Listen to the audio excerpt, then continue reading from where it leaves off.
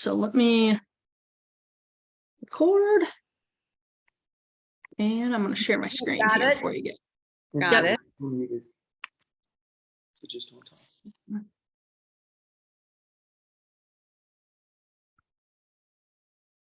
All right.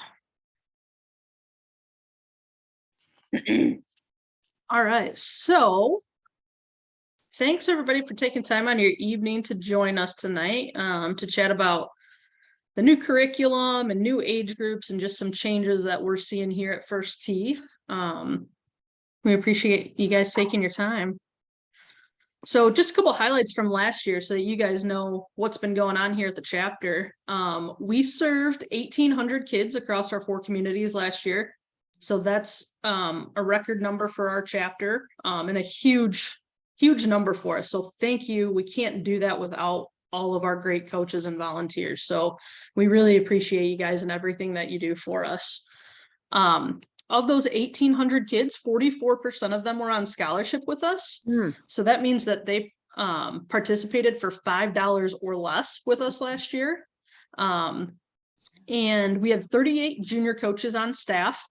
So most of our junior coaches are previous or current First Tee participants that start coaching with us, as most of the time it's like a first-time job for them.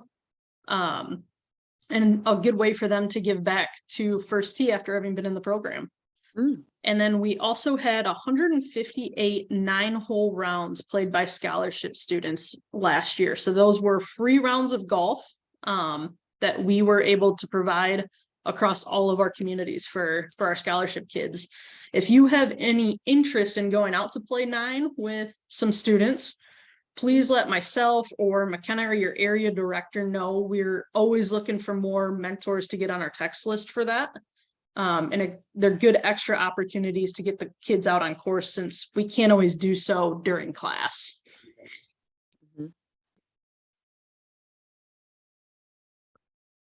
Just a quick overview of what is going to be going on today during this presentation. We're going to be talking about moving to the age-based curriculum, why you're all here, and how that's going to lower the barrier for older kids to enter our program, and kind of what age groups we're trying to target, as well as digitizing First Tee, moving away from those books in class and using a digital app, and it'll have some digital touch points, some badging, how we can measure engagement without quizzes and skills testing, and the badging system, like I just said, what's going to motivate our students, how are we going to track that as we move from one system into the new system.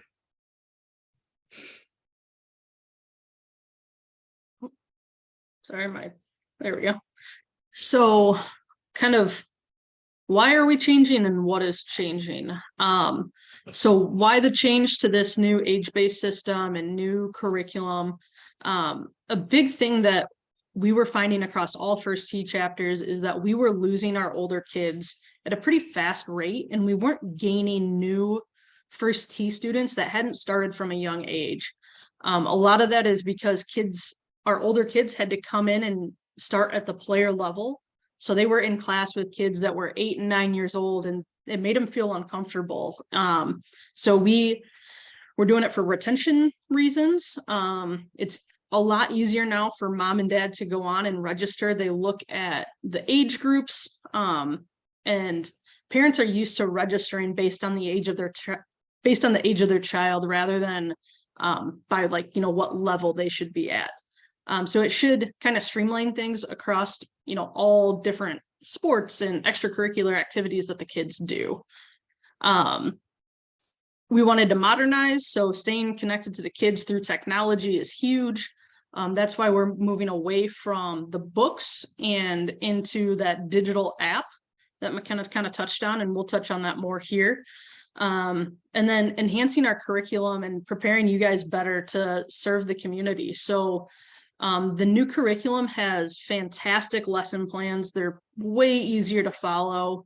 And there's just some really good resources for our coaches out there that HQ has given to us now.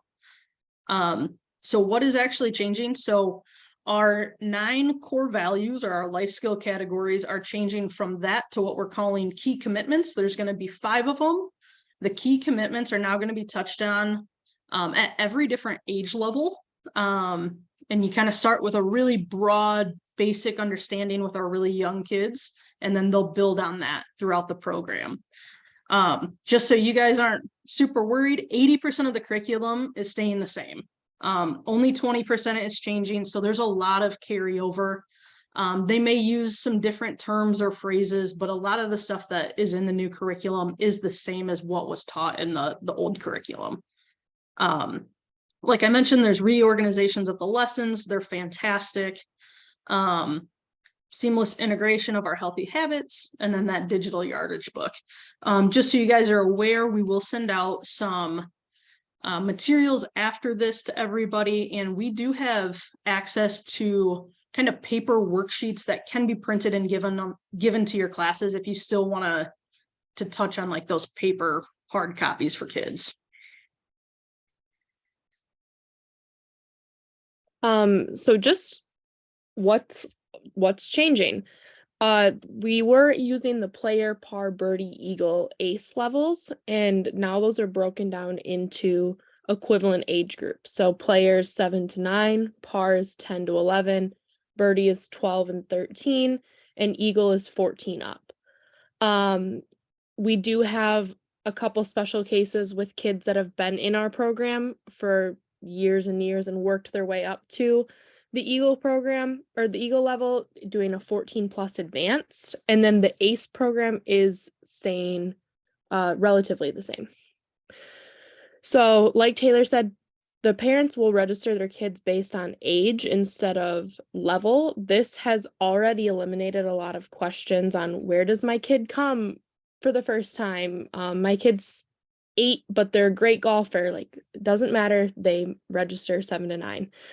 A lot of the material that has been reworked and rewritten is now written for the developmental ages versus the level of golf or first tee involvement.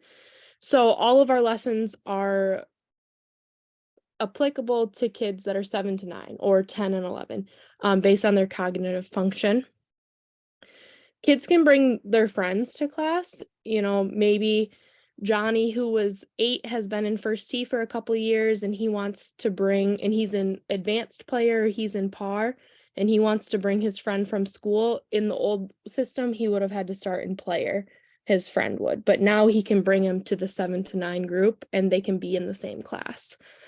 One of the biggest changes that's specific to our chapter is that our free and reduced price lunch families, which are our scholarship families, they now will receive class for free. It was previously $5, and we've reduced the cost to free of charge. And that is something that is unique to our chapter. So that's not an HQ decision. That's just a decision we made in West Michigan.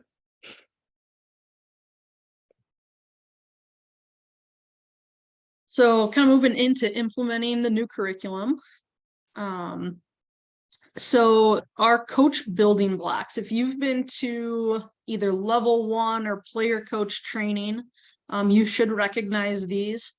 These are put out by First Tee HQ. This is kind of our coach philosophy that we like to work around. This is not changing at all. So the First Tee coach philosophy is staying the same. We're still going to use these building blocks to help us to grow. So these building blocks include empowering youth and continuous learning. That's really to help us build those relationships with the kids. And then still everything is going to be activity or game-based and then mastery driven. So really focusing on creating those optimal learning environments for kids.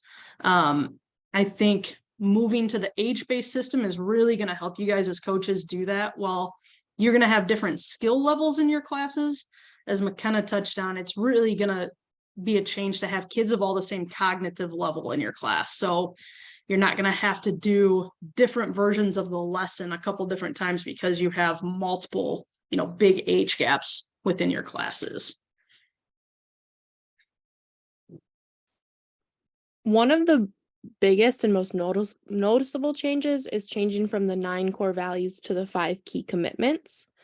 So a lot of the language that we used in the 9 core values will show up in these 5 key commitments. So we have pursuing goals, growing through challenge, collaborating with others, building positive self-identity, and using good judgment. These are kind of our building blocks that we're going to work off of in every age group. So like Taylor mentioned before, in 7 to 9, there's going to be this high level overview understanding of all 5 of these key commitments. And as we move through the age groups, there's going to become more mastery as kids get older. I know that you talk to a 7 or an 8-year-old different than you talk to a 14-year-old, and the way that you can address these 5 key commitments is different between like a 7-year-old and a 14-year-old.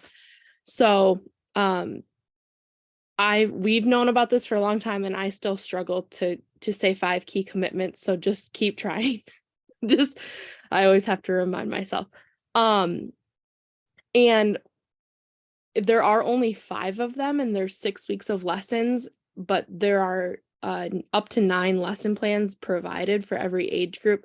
So it's different touch points of the key commitment. You know, the one week takes a closer look at pursuing goals, and the next week takes a closer look at growing through challenge. It's not just one lesson per week. Yeah, and as McKenna said, like, I think we're all gonna kind of struggle through this, so just keep trying and referencing the lesson plans that we're gonna pass out. It'll start to come naturally as, the more you do it, so. Yeah, and the kids don't know.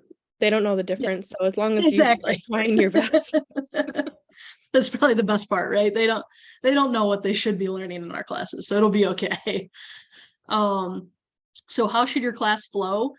Really, class should stay the same. We're gonna start class with a warm-up still, get that blood flowing, loop in your key commitment here, and then go right into your games and activities. That should be the bulk of your class, that kind of 60 to 75 minutes of class. And with the wrap up, I'd say the most important thing to touch on in your wrap up is going to be the bridge to life. So relating those key commitments back to a child's everyday life. How can they use what they just learned with us at home, at school, and other activities that they do? This is the best way to try to help them retain the information that we're giving them. I highly recommend that if you're not doing it now, you implement a good, better, how at the end of your class. This is great to do with your volunteer coaches as you guys are cleaning up. It can be a quick 2 to 3 minutes. Hey, what went well today during class? Stop and appreciate what you guys are doing well, because you guys do a lot of things really good. And then maybe touch on, hey, what's something that could have gone better? Maybe it was a game that didn't work out and you don't want to do that again. Or maybe it's, hey, these 2 kids probably shouldn't be in the same group next week because they were butting heads. You can't be in, 2 or 3 places at once. So getting that feedback from your volunteer coaches is super important.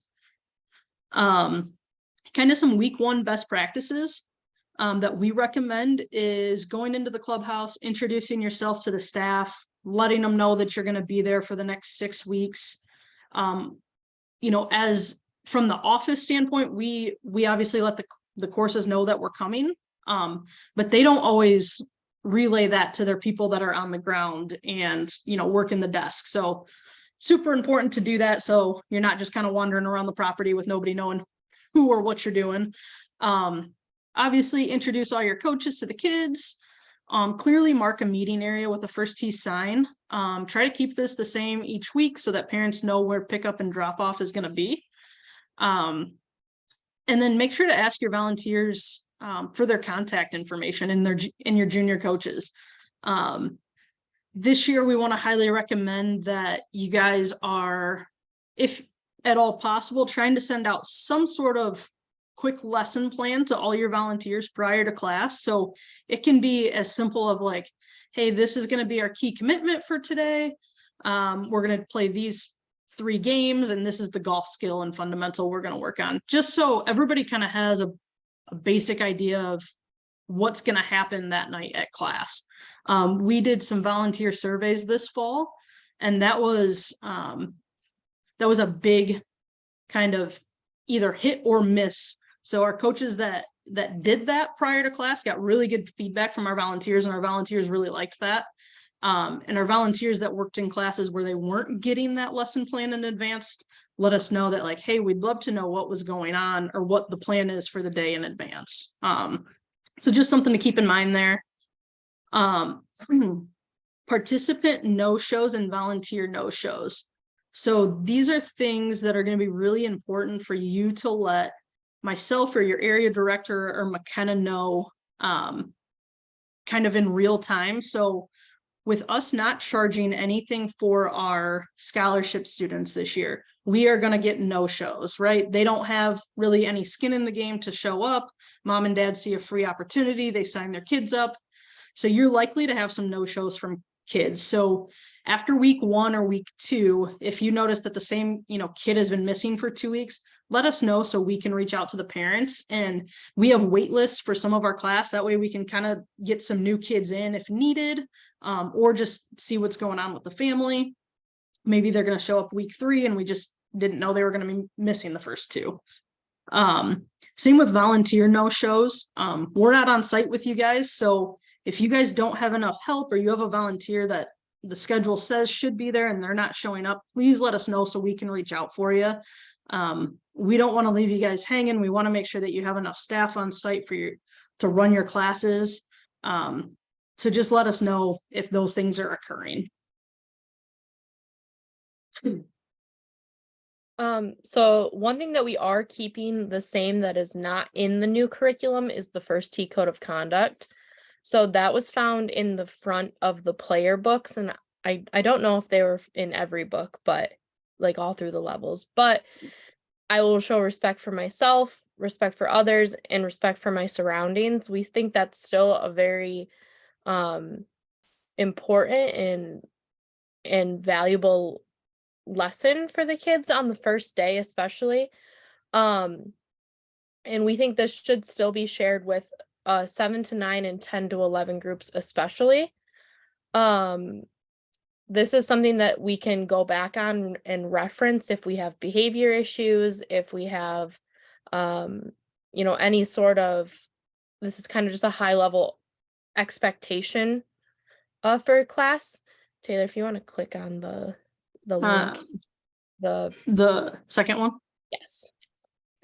Something that I have done in some of my classes, and especially in my homework and hitting classes, has been writing out this social contract and going through it for the first, 5 minutes of class and having the kids sign it, or even sign a large poster board. I know that takes a little bit of effort on the front end, but then when kids are acting up, week 3 or 4, I can reference the social contract or the code of conduct and say, remember when you signed your name on this social contract and agreed to follow these rules? It takes a little bit of the heat off of you as a coach, being the bad guy, and puts a little bit of responsibility back on the kids. So this is something that I've used. You don't have to. We are going to send out this PowerPoint as well as some other attachments, and this will be in here if you want to use it. Go ahead back to the. And then on this slide as well, we've linked to our discipline policy. We've created a participant discipline policy. I want to just click it. Yeah. So just kind of what happens when there are discipline issues, a step-by-step process so that there's no misunderstandings between coaches and parents and people in the office when there is a discipline issue in class. Like Taylor said, we can't be there. You can't be everywhere at once. Things happen. It's all right.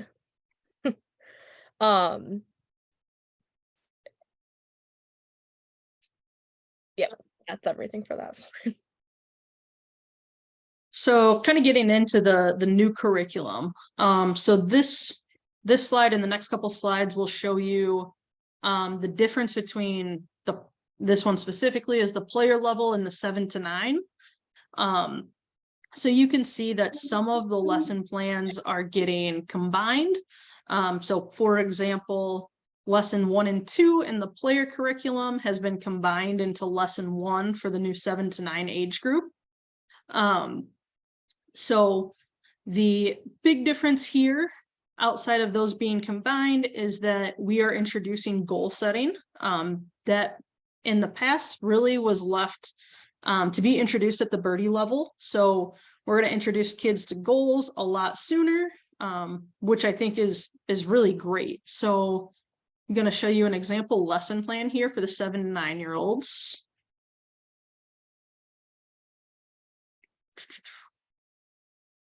Maybe my computer's thinking really hard.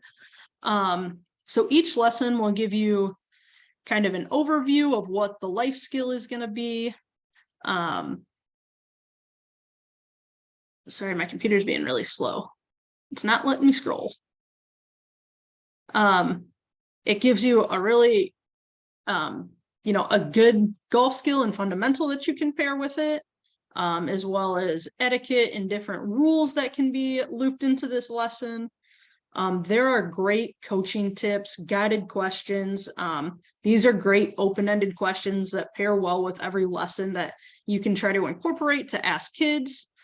The lesson intentions, it gives you warm-up ideas into different games and activities. So we definitely still encourage you guys to use the games, the things that you're comfortable with, but these lesson plans can definitely be leaned on if you're looking for something new, or you're looking of how do I pair goal setting with a game, and what are some new ideas for that type of thing. So they're really clean, they're easy to read, easy to grasp what's going on. They have really good images in here. And then it gives you some nice wrap-up questions that you can ask at the end of class as well. So from our standpoint, we think the lesson plans look fantastic. Every one of them is like this. So we, again, as McKenna said, we're going to send out these materials for you guys. So you'll get access to this folder where all of the lessons are included. There's a blank lesson template in here to create your own. And there's also the full coach guide. So if you wanted to take a deeper dive into whatever age group that you're coaching, there's the full coach guide attached in here as well.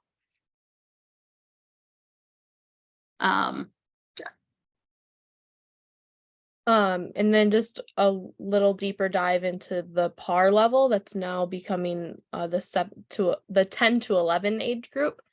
If you take a look, a lot of it is staying the same. We're adding a couple lessons in the middle and then removing a couple lessons at the end. So in my personal opinion, the PAR level curriculum was the weakest and the hardest to teach multiple sessions in a row.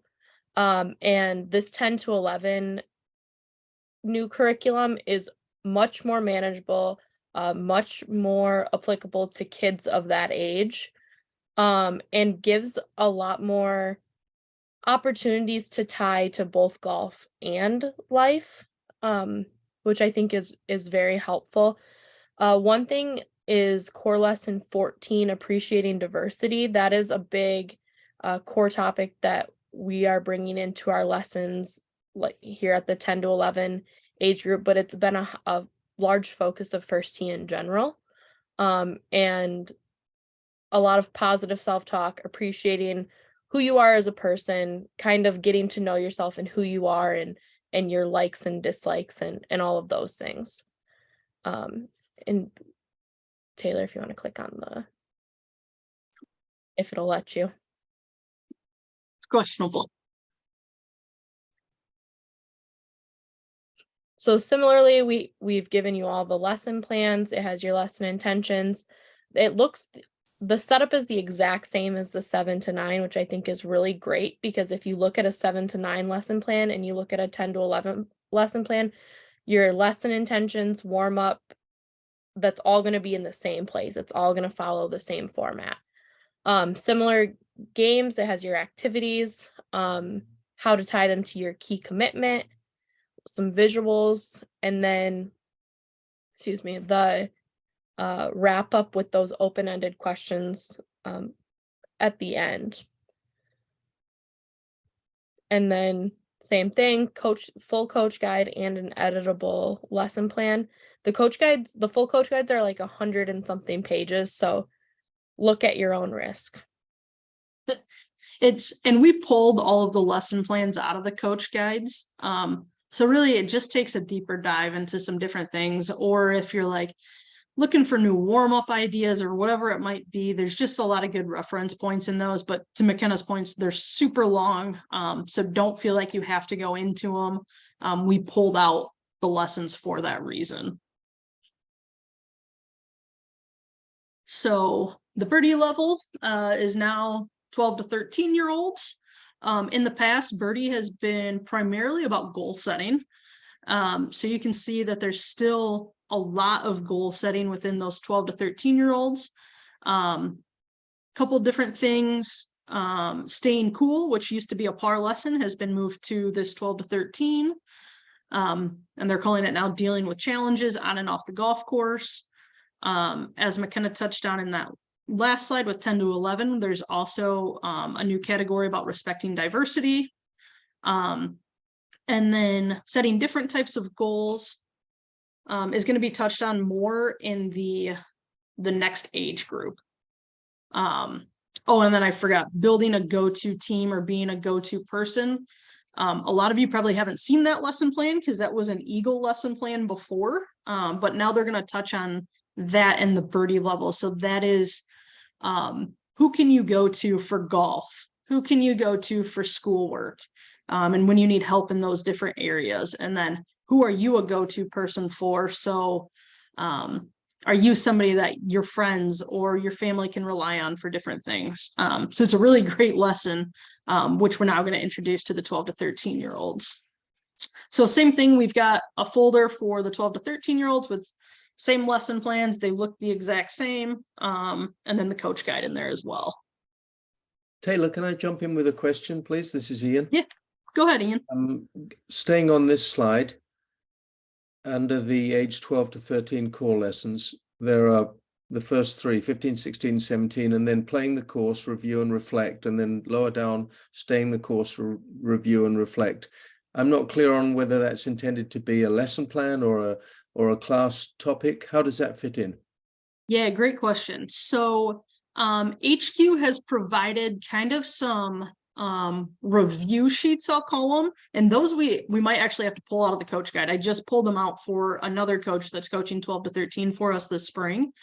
But they kind of go over things that you've learned in the 12 to 13 age group, so goal setting, dealing with challenges, and it also might touch on some points that you might have learned in the 10 to 11 group. I think it also goes over some rules that you could touch on, but this is really, I think, for those courses that have actually on-course access, which I know a lot of times we can't get, but if you do happen to get on-course access at your course, these are kind of great review days. So maybe you don't want to teach all 6 lessons, 15 through 20 there. Maybe one of the days you're like, hey, I think my group could really use just a review of these first 3. So they provide, it's a really shortened lesson plan. I think when I looked at it, it was 1 to 2 pages of just kind of reviewing previous information that you've given them. Okay, and I saw that featured on the age 10 to 11 as well, didn't it? I think it was. Is it going to let me go back? Yep, stay in the course. Yep. So that's a good reminder, Ian. I am going to try to find and pull those out to make sure that those are in the coach folders by themselves and you guys don't have to go digging through the coach guides for those. They are pretty good. Thank you. Yeah, good question there. That reminds me of I remember HQ saying that they are working in more intentional course time and intentional play lessons, and I think that's exactly what those 2 things are. That makes sense.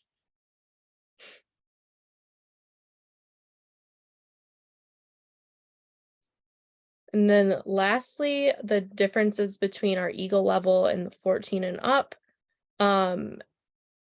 looks pretty much like the last 3 slides that we've looked at.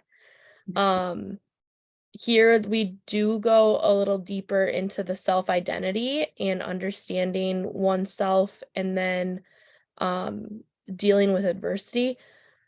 14-year-olds, that early high school age, it's starting to tap into a little bit of that higher level thinking, more real world applicable issues, things that teenagers are going through, as well as a higher level golf concepts, not necessarily skill level, but higher ceiling for those kids.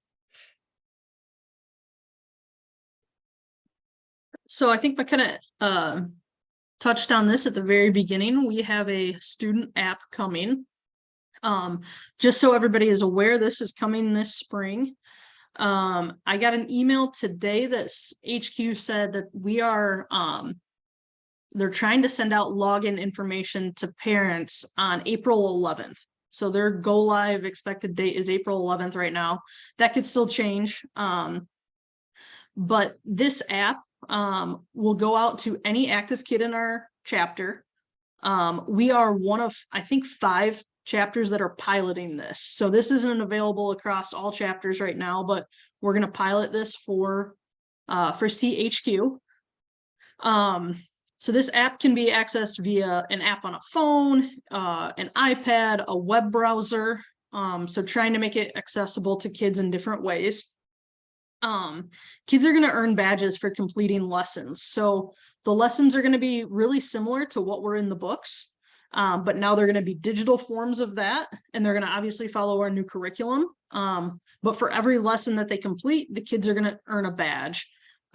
Badges might not mean a ton to us as adults, but to a lot of kids, and especially in that 7 to 11 kind of age range, the badges are highly motivating. So I think it's going to be a really good thing, especially for our younger students, in getting them engaged outside of class. So speaking of that, this is meant to be an engagement for kids outside of class. So as a coach, you're not going to have access to see what your students are completing, unfortunately. We don't know if that's coming down the line or not, but currently you won't have access to see that Johnny completed lessons 1 through 4. So this isn't meant to be assigned as homework. It can be mentioned by you guys like, hey, have you guys logged into this? Have you gone through any of the lessons or gotten any badges? But again, that's all outside of class time. You guys will have app access, so we will get you guys all access when it is released. And you can go through all of the lessons just like you were a student. So you can see what your students are seeing, you just can't see what they're completing. And then all the material is based on a student's age. So it's not by age group, so it's not done by 7 to 9, but by their actual age. So if we have a 7-year-old, they're going to see material only for 7-year-olds. Once they turn 8 on their 8th birthday, they will have new material unlocked for 8-year-olds. So we might have some kids that fly right through it. We can't unlock it early. It's kind of a automated setting. So they're just going to have to wait until their birthday before they'll get any new material in the First Tee app. We are just learning about this kind of as we're presenting. So we did a webinar on this. I think that was just last week. So we don't have a ton of other information than what's on this slide right here. But as we continue to learn more, we'll continue to share with you guys more about this app that's coming for the kids.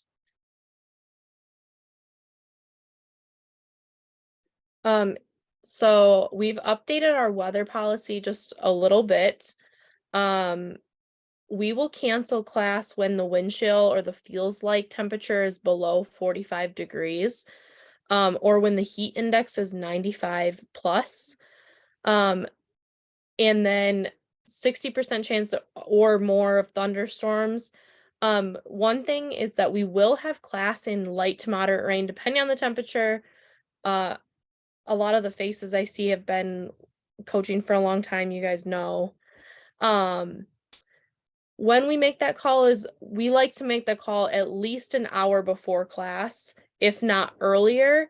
But a lot of times we like to see if it's gonna pass. I mean, we all live in Michigan, we all know what it's like.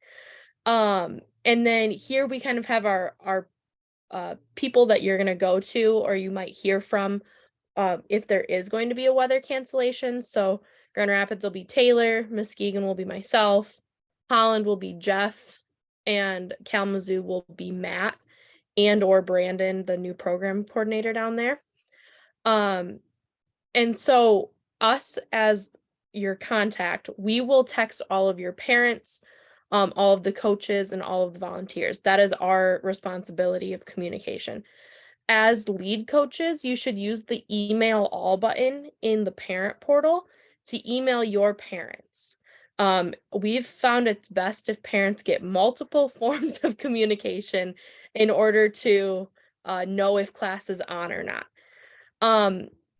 What we all know how quickly the weather can change. So if you have to make a call during class or you're there setting up and it all of a sudden just starts storming, and you are then responsible for contacting your parents and your volunteers. Of course, if you need help, give us a call. If we're not coaching, we might push you off somewhere else to someone else that can do it. But we will help you if we can. But if it's that close to the beginning of class, it is then the lead coach's responsibility to make contact. Yeah, and guys, feel free to make that call. We're pretty spread out across our areas. So if it's not raining at the office, it might be pouring at Cedar Chase.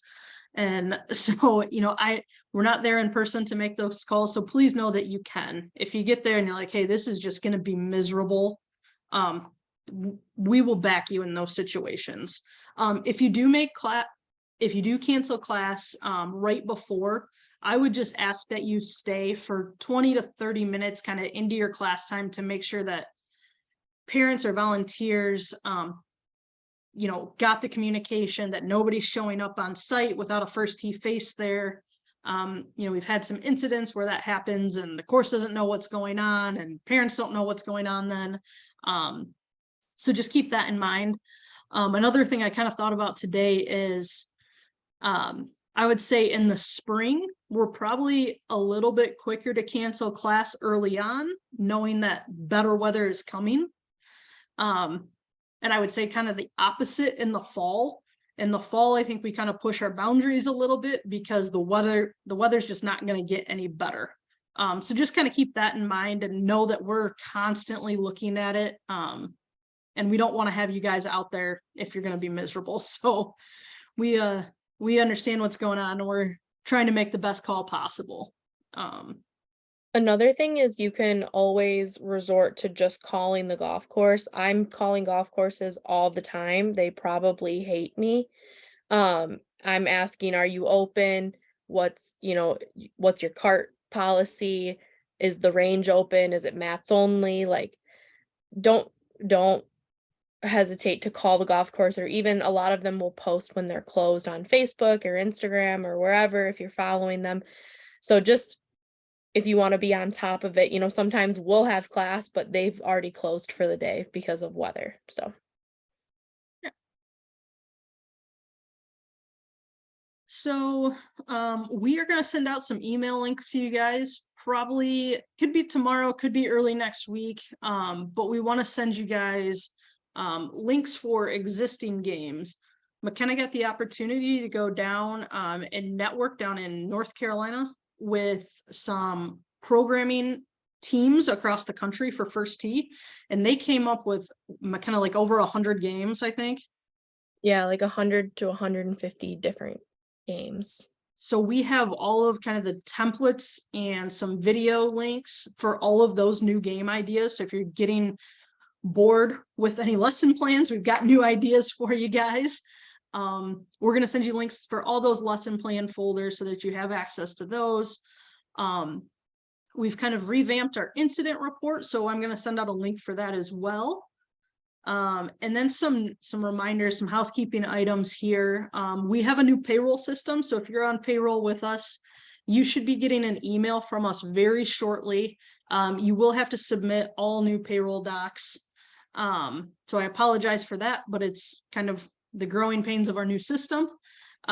We are also moving into a clock in system. So rather than keeping kind of paper trail of your hours, we are going to do a clock in and out on the app. It's super easy to use. Ben will send over instructions with that as well. Spring schedule's out, so if you're not locked into a class, we'd love to have you. And we're gearing up on marathon season here, so if there's anybody that wants to plan a marathon or support a marathoner, I'll throw that out. I'm always willing to take support in my marathon too. Me too. But we would love to have you either play in a marathon, support a marathoner, or come out and volunteer at a marathon site too. We run, I don't know, probably 15 or more across all 4 communities. So always looking for help in those too. But overall, thank you guys for all you do for our students. We truly couldn't be successful without great coaches like yourselves. So I kind of want to open it up for questions. I don't know if anything got thrown in the chat. Doesn't look like it. But does anybody have any questions on the curriculum, the age groups, anything first tee? What do we do with all our old books and stuff? That is a Our great question, Terry. Student books. I have lots of, players stuff and Yep. So I think we decided this week in a staff meeting, we were going to recycle them.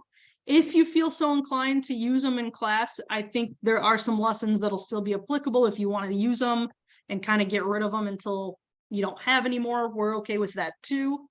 We'll kind of leave that up to you, but I think as a whole, we're not going to pass them out anymore. We'll probably just put them in the recycling bin.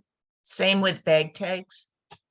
Same with bag tags. We did get Okay. an update that I think new bag tags are going to be available soon. And with the new app and badging system, we're going to have like sticker badges that we can give coaches. So if a kid demonstrates collaborating with others, you'll be able to give them like a sticker badge to put on their bag tag. Okay. So that's a little ways off still, but hoping that we can get new bag tags out to kids Cool. at some point here. All right. I get a question. It's actually a couple questions about the app. Yeah. First of all, you mentioned the kids app. Is there a coaches app that's different? Or is it So the there same is a one? coach. There is a coach app coming. We weren't going to touch on that today just because we didn't want to overload you guys with information. Okay. But so the coach app that's coming will eventually, we think, replace the parent portal. It has a lot of the same functionalities. We got to see it today. Cool. So it is. It looks really good. It'll have your roster on there. Kind of same as the parent portal. You can click into kids and see their emergency contact information. You can put notes in there about your kids that can be shared with other coaches. Attendance will be taken in there. But does it have all the games and activities and things that we can refer to on our phone, or do we still have we'll print out the copy of the activities we want to do? Yep. So as far as the activities go, those are going to be mainly done through the student app. So you guys will get access to that to be able to go through those and see what the kids are doing. But it's something now that's going to be entirely outside of class. So you won't have access to see if your kids are completing those things in the app. Right. Understand. That's kind of just extra for them. We Right. do have, so there, we forgot to touch on this earlier, but there's supplementary materials that we can print out or we can send to you to print out that are kind of in place of the book. So those are, I think the thought is for students that don't have internet access, don't have, connection Right. capabilities, is that's something that we could use, not necessarily giving out as homework, but some extra more tangible material that kids can use in class.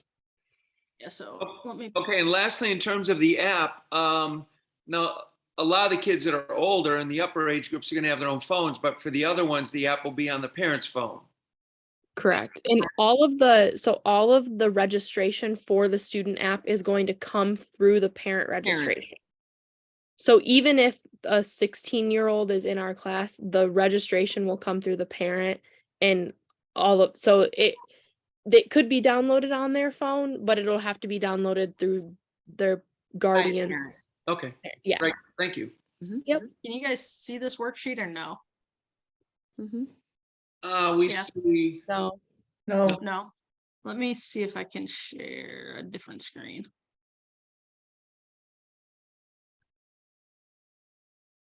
yeah, the app is new. So new that a lot of questions you have, we probably have too. Yeah. So can you see it now? uh-huh. Okay, awesome. So this is an example of like a worksheet printout that we can send to you guys. So this one could be done in class, would be great for like a homework and hitting site or a partnership of like introducing the golf club and the different parts of the golf club. Here's a little color activity for them. So there's different things like this that we can send to you guys that if you want to use some hard copy materials in class, you'll be able to do so.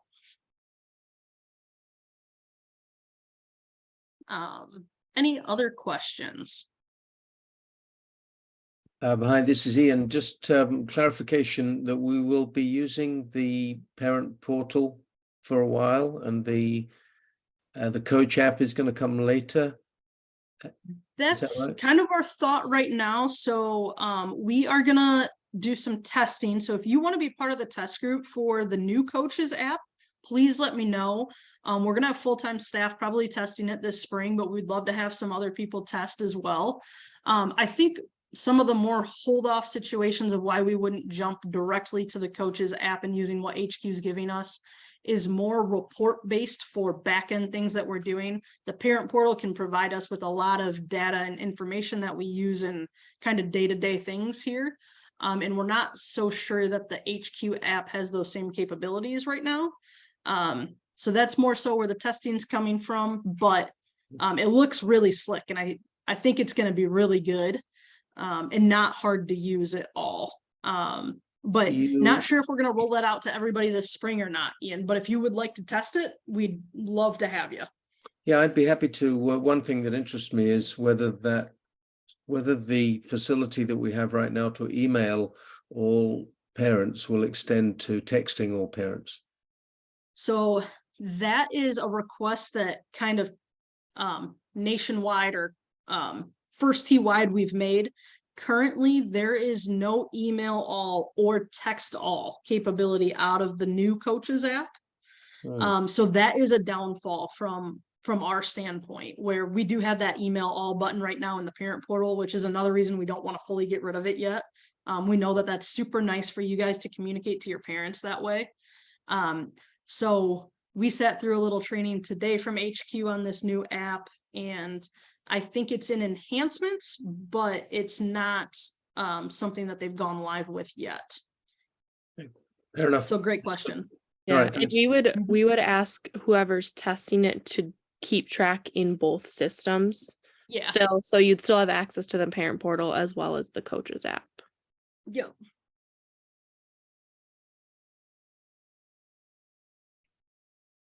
Anything else, guys?